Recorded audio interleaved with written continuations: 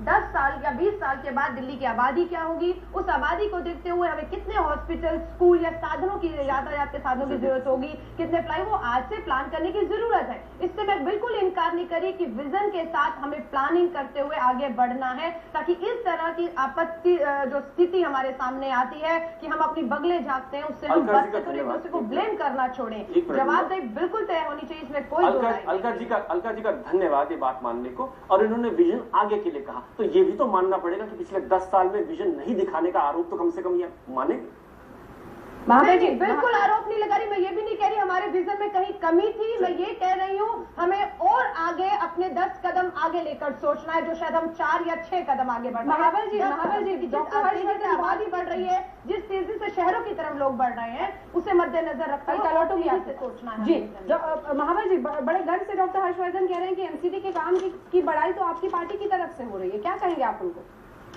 नहीं, एमसीडी की जो बढ़ाई है कॉमनवेल्थ गेम की इंफ्रास्ट्रक्चर बनाने में, लेकिन डेंगू की जो हुआ उसकी बात पर चर्चा नहीं हुई। कल मंत्री जी नहीं किए, मंत्री जी ये चर्चा किए जो इंफ्रास्ट्रक्चर जो काम था उसमें वो ठीक काम किए, लेकिन दिल्ली का 100% एरिया उनके पास डेंगू की जो है मच्छर की नहीं पैदा हो उसकी जिम्मेदारी पूरे एमसीडी को है। और एमसीडी का काम कहना है कि आप अपने मिनिस्टर से फोन करके पूछिए। कल उन्होंने पहली बार तो मीटिंग बुलाई थी, उसमें एमसीडी के अधिकारियों को भी बुलाया था, एमसीडी के सारे जो है वहां पर जो है चेयरमैन हेल्थ कमेटी के गए थे, सारे लोग गए थे और उन्होंने उनकी तारीफ किया। इशू एमसीडी उसका है नहीं। मैं आपसे सीधे हम जो सवाल कर रहे हैं कि भाई दिल्ली के लोगों की हिफाजत सरकार करने की जिम्मेदारी लेती है कि नहीं लेती है, या ये कहकर कि एमसीडी के लोगों का मच्छर पकड़ने का काम है, ये कहकर हम अपनी जिम्मेदारी से भागना चाहते हैं।